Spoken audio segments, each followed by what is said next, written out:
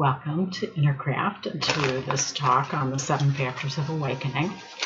I invite you to turn on your camera. It's not required, but it creates a little bit more of a sense of community. So if you're willing, that would be, would encourage that. So this talk in the next 2 months during this time will be on the 7 Factors of Awakening. And these are, in Buddhism, there are a lot of lists of things that are important, and this is one of those. And the 7 factors are really, there's 2 understandings of them. They are both the factors that can lead to awakening and enlightenment. And they also can be known as descriptions of the awakened state. So there's, kind of these 2 different ways of understanding them, but both of them really are valuable and important. And in Buddhism, they're known as inner wealth. They're really considered very key to a person's unfoldment, and they're seen to be the opposite of the hindrances and defilements, which I'll get to in a minute. In all 3 of the major lineages of Buddhism, they are mentioned and worked with. So that's Theravadan Buddhism, Mahayana, which Zen is a part of, and then Tibetan Buddhism, Vajrayana. The 7 factors of awakening are in all 3, and there aren't that many things that are really similar in all 3. So it really points to the importance that the Buddha placed on these, and he really felt that they were, if one wants to know about awakening, these are factors that can be cultivated for that. And he also pointed to, when he was asked once about ultimate reality, how to understand more about ultimate reality, he pointed to the 7 factors of awakening. So in terms of being a part of a person's experience from the awakened state. So the 7 factors, they are capacities that we have. We already have them. So we don't, these aren't things we need to go out and get. We're seen as already having them, but how well developed are they? So, this is, in each of these, we can develop them through certain practices, certain ways of orienting to the world. And they are ways that we relate to our experience and to what's arising in a way that is more free from suffering. So the 7 factors, I'll just name them. The first is mindfulness, and I'm going to talk about that in this talk, and that's sati. And it's seen as the kind of in the middle that balances the 2 sets of the other factors. So this mindfulness is really seen as being required for everything. And I'll talk about what do we mean by mindfulness, because it's not the term that we now see, mindfulness magazine on the checkout at Whole Foods. That's not the mindfulness I'm talking about. I'm really talking about a specific Buddhist understanding of that. And then the next 3 are investigation, effort, and joy, or sometimes rapture. And those are considered the activating factors. So these are the factors that bring more, more energy and, are more active in our practice. And then the second set are serenity or tranquility, concentration, and equanimity. And these are considered to be calming factors. So as I mentioned, the 7 factors do offset the hindrances and defilements. So they're not like in a 1-to-1 ratio to them, but they're said to, basically they, in a way, replace our personality patterning. These are factors of our deeper nature that, as the sense of the me, the separate self, thins out, these are more and more accessible and more present in our awareness to replace the ego self in a way. You could think about it like that. There's there's Jack Kornfield, a very well-known Theravadan teacher, talks about, he references a Native American story where in talking about what we want to cultivate in our life, or what we are cultivating through our actions, whether it's intentional or not, to a story of a pack of wolves. And when you see the wolf babies trying to get the food, whatever, if the wolf baby, if the wolf pup gets fed, that's going to be the larger pup. Or I see this, I have bird feeders, and when it's certain time in the spring, the parent birds are out there and the little birds are chasing after them, trying to get fed. And whatever those little birds that get more food put in their mouths, they're going to be the stronger birds that end up, being more present and surviving. And so the relationship of the story is, what are we feeding in our life? Are we feeding the hindrances and defilements, our personality patterning, or are we actually feeding and cultivating these 7 factors? And so the hindrances, I'll just go through them. Desire, aversion or ill will. So desire is wanting things, when we're kind of when we're going into suffering for wanting things. Aversion or ill will consists of anger, hatred, and fear. Sloth and torpor is the next one, and that's kind of a sleepiness, dullness. Restlessness and remorse is the next one, and this is ruminating over things that we have done that we wish we hadn't, that were unskillful, or things we haven't done than what we wish we had done, and we're ruminating because we didn't have the courage to do that. Or it can also be restlessness in the body. And then the 5th hindrance is doubt.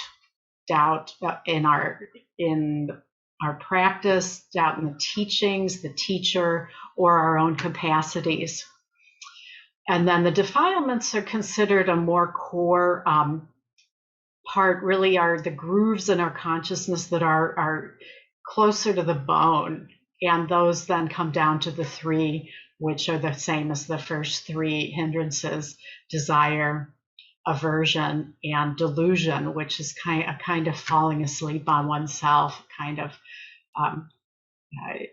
confusion, or where we just sort of don't take action on things. That's more in the delusion category. So the 7 factors are said to offset these. When we're cultivating the 7 factors, the hindrances and defilements are reducing. So mindfulness then is the first factor that I'll talk about tonight. And it's considered to be always useful, that it's a balancing factor in balancing these other 2 groups. And so it balances the activation and the calming. So really we need to have both of these in a level of balance overall in our practice, both on and off the cushion. I like to think of it like in your posture. If you have a good meditation posture, it's alert, and that's the activating, but it's also relaxed, and that's the calming. So if you ever notice when you're sitting, when your posture is really supportive, it's not when you're like ramrod straight and, anxious. It has to have some relaxation. And it's also not like when we're doing the nod, we're falling asleep. There's not enough alertness there. So there's that balance between the 2 that's needed both on the cushion and in life. And the activating factors then offset a sluggishness. So like in Chan Buddhism, they've really got the hindrances and defilements down to 2 categories. Also in Tibetan Buddhism, you'll hear this talked about, where there's seen to be either sinking mind, which is more the dullness, the sluggishness, or rising mind, which is, the agitation of the mind, just thinking all the time. And so these as a group can offset them. So the activating factors offset the sluggishness, the sinking mind. And this is, again, developing investigation, energy, and joy. Those offset the sluggishness and also can offset, depression, where depression has more of a tone of sinking, of sluggishness. And the activating factors are more similar to the Vipassana practice in Theravadan Buddhism, because there's a lot of investigation in that. It's a much more active practice. And then the calming factors offset agitation, and this is the rising mind, and can also be seen as an antidote to anxiety, which tends to be more agitated. And these are serenity, concentration, and equanimity are the three factors in the calming section. And the Samatha practice in Theravadan Buddhism really has more focus on these factors. So each of the practices include all 7 factors, but there's a little bit of a leaning towards one or the other with the groupings. And they work together to find this balance. Also the balance, the middle way between desire and aversion. So, a title like the 7 Factors of Awakening can sound very lofty and kind of esoteric, but they're actually quite practical and relevant to our daily lives. So even if we look at something as mundane as driving, we need to be mindful. And I'll talk about what I mean by mindfulness. Basically, mindfulness is being present for either our object of meditation or to what's happening in our experience in the moment. So we need to be mindful when we're driving, just to, not run into things, and to be present to what's happening with the driving. We need to be able to investigate, if it's not clear, whether these cars are going to be coming into our lane or not. We need to, be paying attention to that and curious. We need to have enough energy. We don't want to be falling asleep while we're driving. Joy doesn't sound, some people like driving, but, there can be a way, if you're in a pleasant drive, or even if it's just giving you some space, time to yourself, there can be a certain joy that can be brought to driving. Serenity, often we don't think of that with driving either, but there can be a way, say that we use the time, we don't have anything playing, any, music or radio or anything playing. It can be a time really to ourselves where we can have some quiet space where we really don't need to do anything else. Concentration with driving, if conditions get harder or heavier, we really need to be able to, focus right on what we're doing and not be distracted by other things. And then lastly, equanimity, in this example, is kind of being at peace. Like if there's a traffic jam, there's a traffic jam, I'm at peace with that. Or if, there's road construction or something. All of these things where driving is going to be a lot more, pleasant and not negative if we can just be present for how things are and take it all into stride. So even though these seem lofty, they're really relevant to our daily lives as well, and they replace the hindrances. So if we can be in touch with these, we're going to suffer less. It's really what it comes down to. And there's also the potential for going deeper in the path of awakening if these are cultivated. So mindfulness then as a factor is sati. And this is maintaining the capacity to maintain awareness of our object in meditation. That's one meaning of it. So regardless of the type of meditation one is doing, we have to be aware of our object of meditation. I mean, that's kind of the basic premise of meditation, is that we have an object and we're being aware of it. So I'll just go through the 4 categories of practice that are in my the What is Awakening program here on Innercraft. So if you haven't seen that, you might check it out. So the first is heart-based practices. So in those, we're aware of the object being what's going on with the other person. So like in loving kindness meditation, the core object is the person's goodness. So if we're, trying to do loving kindness practice and we're focusing on their goodness, but now we start remembering all the things we don't like about them, that's not going to make for much loving kindness. So it's even with a practice like that, we have mindfulness as part of it. Or with Samatha practice, say we're using the breath. That's an obvious one. In Vipassana, which is kind of the word mindfulness, unfortunately, has come to mean basically everything from meditation to basket weaving. I mean, I've seen programs on mindfulness and basket weaving. I'm sure it's good to be mindful while you're basket weaving, but it's not exactly what the Buddha intended, So the word has really become a lot broader in the common language, but it does actually have a technical meaning in Buddhism, and it doesn't just apply to Vipassana, it applies to every single meditation out there. So in Samatha, which is a focused attention category of meditation, we might be aware of the breath. The next category would be open monitoring, and that's Vipassana or Shikantaza in Zen. And in those practices, really we're aware of the object. The content may change, but we're aware of whatever is predominant in our awareness in the present moment.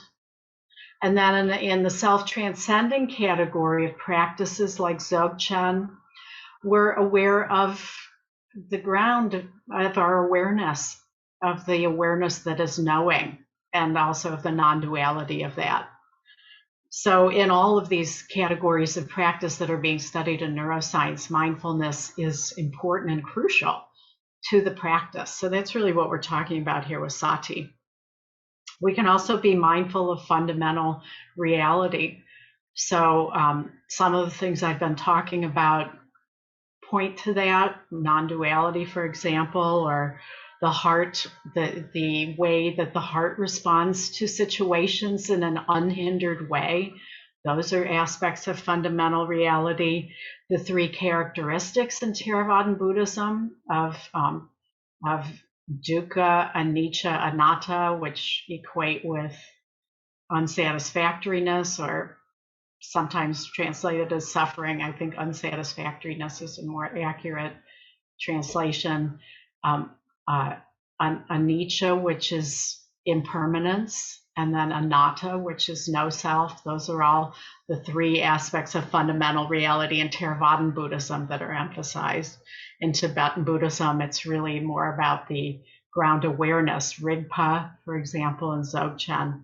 So as we go deeper in the path, what we're mindful of and the purity of those states can deepen. So, mindfulness has a big range of what we can be mindful of. And just in an everyday sense, it's being present in the present moment for whatever's happening in our immediate experience. So with mindfulness, we can really settle into awareness. There can be a way with mindfulness that it becomes sort of an ongoing experience of being present, of having, contact with kind of a continuous flow of awareness of what is arising, of the phenomena that are arising either in our experience externally or in our internal experience. And we can become really established in this. So this is more the description of how does mindfulness look in the awakened state. If it's stable, one can have a fairly continuous awareness of what's happening in their experience. In Theravadan Buddhism, there's also the four foundations of mindfulness. So this is another way of understanding what we can be mindful of, and really starting to see the four foundations as a place of safety in a way. It's like a home base for awareness that can give us a sense of security. So this is more how it's seen in Vipassana. So there's mindfulness of the body, so being aware of body sensations, and the body can be a great anchor even when doing non-dual practices like Dzogchen. It can get pretty out there, and so anchoring the body as an anchor gives a lot of stability if a person is having pretty extraordinary experiences or experiences of their deeper nature of awakening the body. It's, we start with the body, and then the body becomes something that can ground our awareness further down on the path. Feeling tone is another thing we can be aware of. So that was the pointer I gave at the beginning of the meditation. And this is known as Vedana. That's the Pali word for feeling tone. And this is just noticing whether what we're experiencing is pleasant, unpleasant, or neutral. So like say once with the breath, one can notice whether it's pleasant or pleasant, unpleasant, neutral, or any body sensations, emotions. It's a way of Vedana can be really helpful because it corresponds to the 3 defilements that I mentioned. So these are the core personality patterns. This is the understanding in Buddhism and Theravadan Buddhism, that we have desire, aversion, and delusion. And these correspond to the feeling tone, Vedana. Desire can arise as a result of pleasant. Aversion can arise as a result of unpleasant, and delusion can arise when things are neutral. So sometimes if we're noticing pleasant, unpleasant, neutral, we can notice what our attention gravitates towards. Like people who are aversive types, they talk about, oh, I'm an aversive type or I'm a desire type. We all have all 3, but people can lean in a certain direction. Like I had one yogi who came to numerous 2-week retreats that I taught. And every retreat, no matter where he sat or who was there on the retreat, somebody would always bug him. Somebody in the retreat just always irritated him. And finally, around the 3rd retreat, he was like, it's me. It's what I'm noticing. I could have the perfect situation and I find something to bug me, and he realized he was an aversive type. He had the same thing happening at work, and he realized the only way to have some freedom around this suffering was to work on himself and his own patterning. And he did get some freedom from it, which is really wonderful. So, this is just an example of like, if we're always noticing the unpleasant and yet a third of our time doing, say, mindfulness of breathing is pleasant or neutral. Well, what's that about? Why am I noticing the unpleasant all the time? I'm not actually seeing reality objectively. Maybe it's even pleasant more than half the time or neutral, and yet I'm focusing on the unpleasant all the time. So, Vedana can be a way of deconditioning and getting some space from the automatic nature of what we notice. Or if a lot of us don't notice neutral. And one of the things that's happened with our modern society is that we need constant, with our devices. And I like my cell phone as much as the next person, but we're all undergoing an experiment that we haven't signed release forms for. And it's really affecting not only our consciousness, but the gray matter, the synapses. And every time that there was an article in the Wall Street Journal a couple of weeks ago about this, where we get a dopamine hit to the brain whenever there's a ping or we get a text or, somebody likes us or whatever. We're getting physically addicted to these things. So, this is part of, we can't stand neutral anymore. People used to be able to stand in a grocery line when they didn't have cell phones and just stand there and be perfectly content to just stand there. And now if we have to stand there, most of us are looking at our phone 10 times while we're standing there. We have to be entertained. So this is where I think neutral has gotten a lot more important, because the same thing happens in our life where we used to be content with neutral and now we have to have that constant entertainment or else we go into suffering. And because we're getting a dopamine hit every time we look at our phone.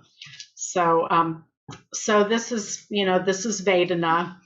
And then we have the states of mind. So in being mindful of the 4 foundations, this is really the capacity to notice our ongoing experience and also how the mind is reacting to it. And then the last is noticing our inner process. Is it contracted? Is it open? Is it, are we in suffering? Are we identified with our egoic patterning in that moment? Or are we free from that? So, so mindfulness is really about being here, being present, being aware of the phenomena that are arising with, and having minimal reactivity to that, and also knowing when we're caught up. That's another really, really important part of mindfulness, is knowing when we've gone off of our object. Do we know when we've gone off, or is it 5 or 10 minutes before, if we're in sitting meditation, do we notice within a short time, or how long does that take? I mean, not to be judging ourselves, but just to say, wow, I really don't notice when I go off. That was probably 5 minutes that I was lost in thought. Or in life, off the cushion, do I notice when I'm triggered? Can I tell when I'm triggered, or am I acting out the triggering, where I'm just totally lost in anxiety, or, anger, or judgment, or something? Can I notice that I'm triggered? So, and can I notice in time to stop unskillful behavior and have a minute's pause, or do I act out the unskillful behavior and then regret it later? So that's another aspect of mindfulness, is off the cushion, knowing when we're, okay, I'm feeling really angry right now. I'm going to stop before I say something or send that email that then I end up regretting later, or whatever. Can I know what's going on in my internal state? So I'll just borrow a term from one of my teachers over the years, Gil Fronsdal, who's a great Theravadan teacher, and he gives a word to each of the 7 factors. So I'm going to be using these throughout the whole, all of the 7 factors. And the word that he uses for mindfulness is here. So I really like that pointer. Here, I'm here. Whether it's on the cushion or whether it's in our lives, am I here? And so that is the one word pointer for mindfulness. So I think I'll go ahead and stop there and see if there are any comments or questions about this, or about anything. Could be about any of the programs I have also on Intercraft.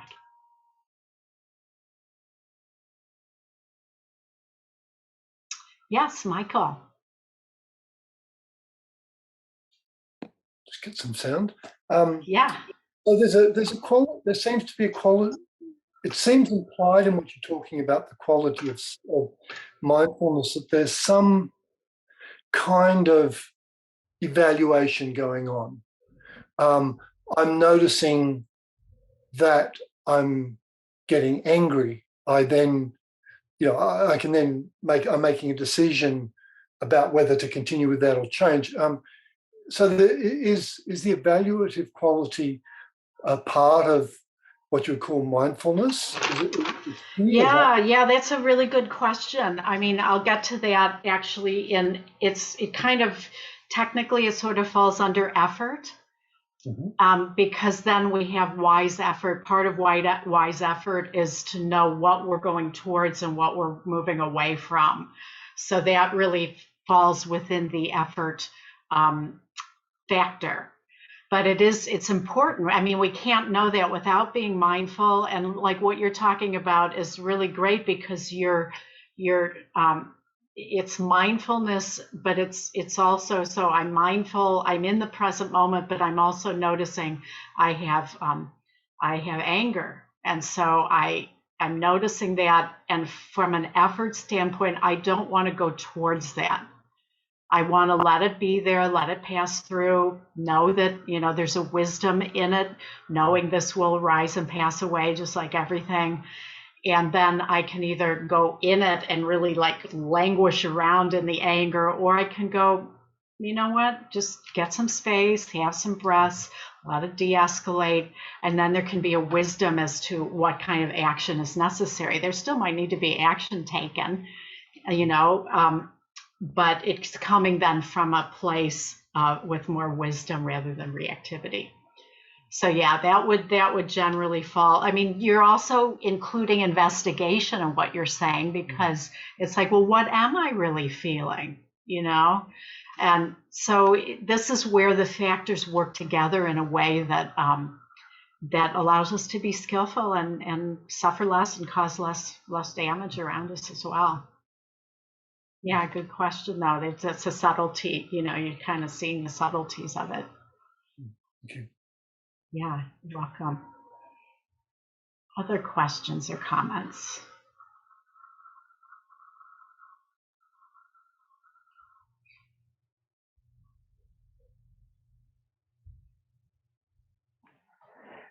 Tina, I wanted to follow up on Michael's question. If we look at this from a non-dual perspective, right? Ideally, at some point, we want to sort of get rid of that evaluator, observer, watcher in the both formal seated meditation as well as in the daily life activities. So how we would reconcile then this need for sort of evaluating your reactions and everything, and also trying to get rid of that evaluator. Yeah, well, it's not so much what it turns into with the non-duality. It's not, I wouldn't give the name evaluator to it. It's more of a sense of what's skillful and what's unskillful. I mean, I guess there is some sense of evaluation in that, but it's more like there is, if in non-duality, there is a sense of moving towards or away from something. There's not just a sense of no, it's not, there isn't a doer, but there is a sense of moving towards or away from things. So there's a wisdom that comes from the non-duality of skillfulness versus unskillfulness. So even, if in awakening, if somebody, I mean, it's a pretty advanced state where there's no personality material left at all. So, and this is, I think there's been a lot of people over the years, at least in the West, we've seen the scandals and so on. We can see that people just thought, well, I'm in non-duality, whatever's arising, it's all coming from the ground of being anyway. So if I sleep with this student or take the money from my Sangha, it's all coming from the ground of being anyway. So, well, no, that's, harm like that is coming from the personality that's distorting what's arising. So, we have to be careful to not forget about sila. And generally in the traditions where there are a lot of scandals, there's not much emphasis on sila, which is wholesome living in congruence with what we know internally. Because if for example, with awakening, there's the sense of emptiness, unity, emptiness and unity being two sides of the same coin. But if there's a sense of non-separation with boundlessness, with non-duality, there's a sense of boundlessness and non-separation from others. Harm really isn't, doing harm in such a way that is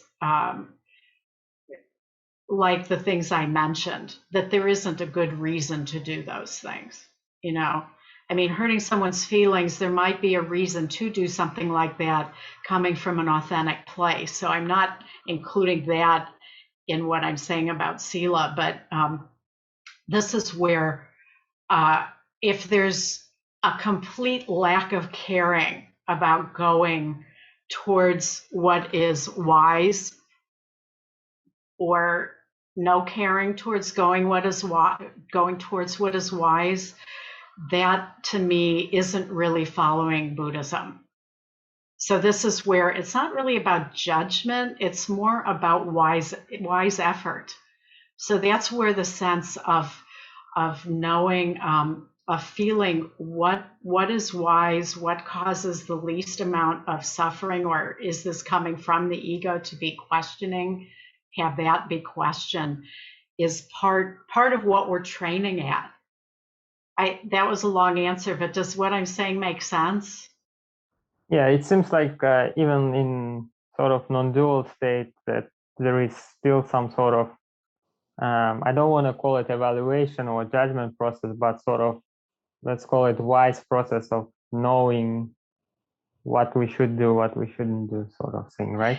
Yeah, well, the shoulds usually come from, so I know you're just using language, so, but I want to be precise about that. Usually when shoulds are happening, that's coming from some kind of inner critic or the superego. It's more of a sense of being, which is part of the ego structure. So the superego keeps the ego in place. So if it's coming from there, that's still part of the personality structure. It's more like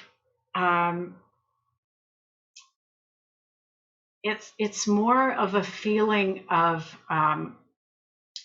congruence than a should. Like, for example, I often will use the example of, like, say somebody earns money that isn't declared to the IRS. They don't get an independent contractor, and they don't get a form or W-9 from the person who paid them. They could not report that. And that might be the right thing, it might be the wrong thing. So there isn't a should from a completely, from the perspective of the absolute, there is no right or wrong. So but somebody could feel into that and feel, okay, I'm going to pay my taxes because I really want to support. I drive on the roads. I want kids to go to school. I want homeless people to be off the street. So I'm going to pay my taxes anyway. And that feels right, but it's not a should. It's not like I'm doing this because I should, because I don't want to get caught and this and that. Or somebody could go, I'm feeling into this, what's right for me, and I'm not going to pay my taxes because I don't want to pay for bombs. So whatever portion the US spends on bombs, I'm not going to pay that part. And they could feel completely congruent doing that. But it's not a should, So this is where, or somebody could say, well, I'm not going to pay my taxes because of this and that. And that could be totally coming from the superego because they're an anarchist. And that's all that their ego's about, is being an anarchist, So this is where it's less about shoulds than it is about feeling what's congruent for that specific situation. And these are all subtle places to feel into, but on important things in life, it does matter, and it brings a certain kind of harmony to one's practice. When we come to the cushion, then it's like we're not bringing a lot of baggage and rumination to our practice, and we're living from a sense of our deeper nature that feels leads to equanimity, which is the last of the 7 factors of awakening. That there can be a real equanimity in that, and also we're not causing damage to where it comes back to us in such a way that is really disruptive to our life. When we're in harmony with things, usually there aren't a lot of ripples out there. People can see why we did what we did, and there's an equanimity even in the world around us. Yeah, makes sense. Thanks a lot, Tina. Sure. Thanks, Cecile. Andrea?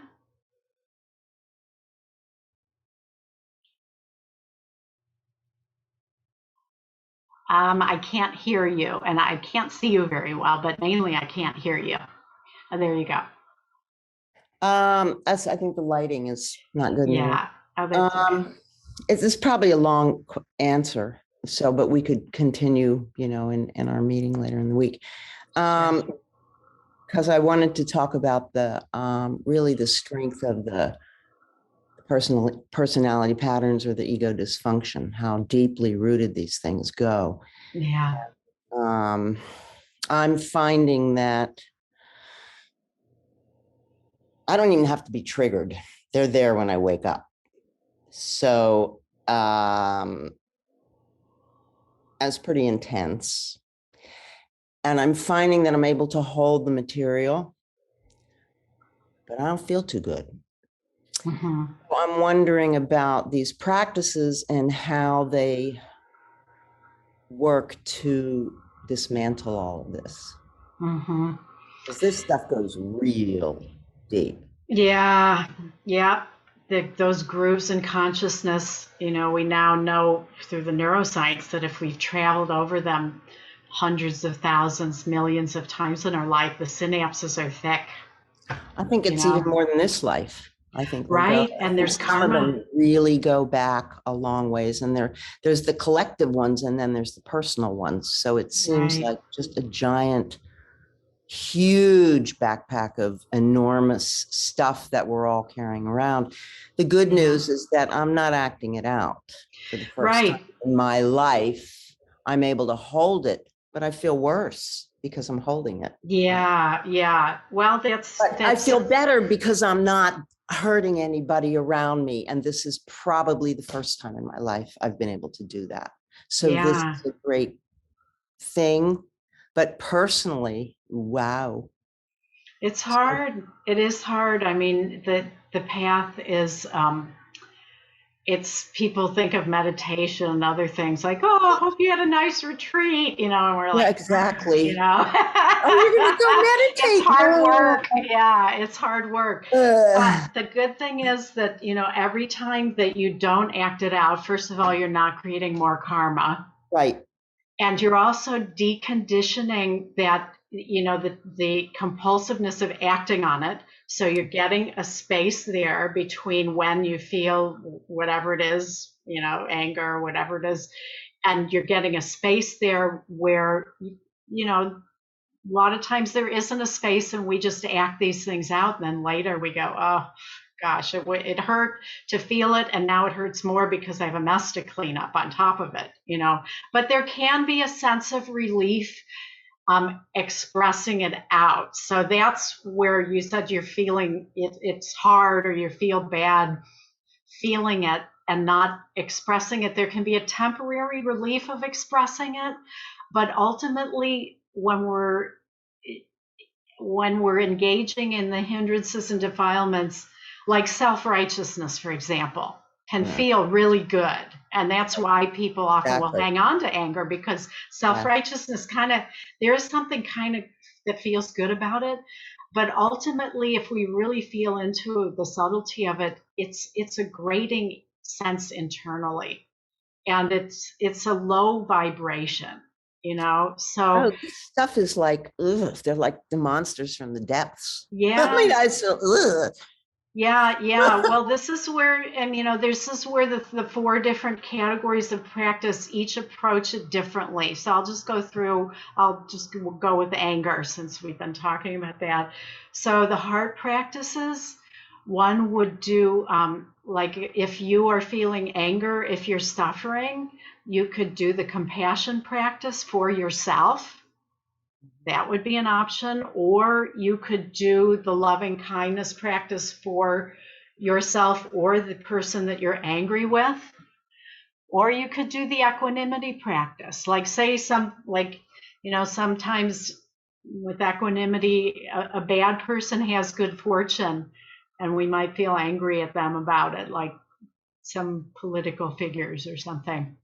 Are these the Brahma Viharas? Yeah, so that, so three that. of those, even potentially all four, depending on the situation, could be used as an antidote. Those are considered antidotes. If you're feeling really agitated by the anger, then the Samatha practice, like serenity and concentration, can help, and can also help you get out of ruminating about it, where you're coming back to the breath and getting, instead of spending 20 minutes feeling like running over it over and over and over, now you're spending 10 minutes running over it. So you're making that synapse a little smaller. Every time you don't go there, that's what's happening. We could use Vipassana to actually really feel into the anger. Okay, what's anger like? But not feeling it like, okay, I'm just sitting here feeling anger. In Vipassana, we're actually investigating deeply. And I will talk about investigation next month as far as the 7 factors. But like anger, if we really take it apart, like anger might feel like, oh, I feel a lot of heat in my chest, or I feel like I'm going to explode, or I feel I want to hit something, or I want to scream. And you might do those things too. You might hit something and scream and run around the room or something to have the energy come out. But in Vipassana, we're, instead of the mental overlay of like anger, we're actually investigating what it is. And even something as bad as pain, like physical pain with Vipassana, it can be investigated to the point where it's almost blissful feeling. So this is where doing that level of investigation can start taking it apart to where it's more neutral, more tolerable. Like, well, can I sit with heat in my chest? Well, yeah, having heat in my chest really isn't that bad. But if I'm thinking about that person and why my anger is justified, it's just going to get stronger. And then from the self-transcending category of practice, what we can be with if someone has access to that is the ground consciousness is so vast that the anger is a part of that. It's like a subset. So the boundlessness holds the anger so that it's really not that big of a portion of our experience. It puts it into a perspective, and also there's disidentification at a really fundamental level, so that these things can, arise and pass in such a way that we don't get identified. Right. That's the hardest one. I get that. And I understand that. It's very difficult to do it. I mean, it's real. I guess it just takes practice like everything. Yeah. Well, the investigation, that would be the one that, we can talk about this when we meet later this week, but that might be the one that could open it up a little bit. But these are, and it's hard. I get so just to acknowledge it is hard. I really get it. I understand, but doing it actually in the moment when these things are happening, and I get it, but it's all intellectual. It's intellectual, but I do get it. The process, what's going on, but to actually, it takes practice, and really taking in when you get some relief, when it's, you must be getting some relief because you're not acting it out. So there's some space that's happening that is more than you had at some prior time. So this is just where, it takes X amount of time to have those grooves become smaller, where you're not so, in it. And also it replaces, like I talked about, the hindrances subsiding and getting replaced with these factors and other things. In Buddhism, there's a lot of things that replace the hindrances and defilements, but it just, it takes a certain amount of time. And we know this from the neuroscience research too, that like 10,000 hours of meditation and working with the practice is going to give you a lot more than 1,000 hours. It's like, when they discovered X number of years ago, 30,000 hours is a level of mastery for anything from meditation to violin playing. That it's just so. I think to trust, to take in the benefits you have received so far as a motivation to keep going, and trusting that it will continue to get better, even though it's hard. I'm not going to be a jazz musician in 2 years? Well, you'll get better. You'll get better. Thanks, Andrea. Thank you. Yeah, you're welcome. And we're out of time.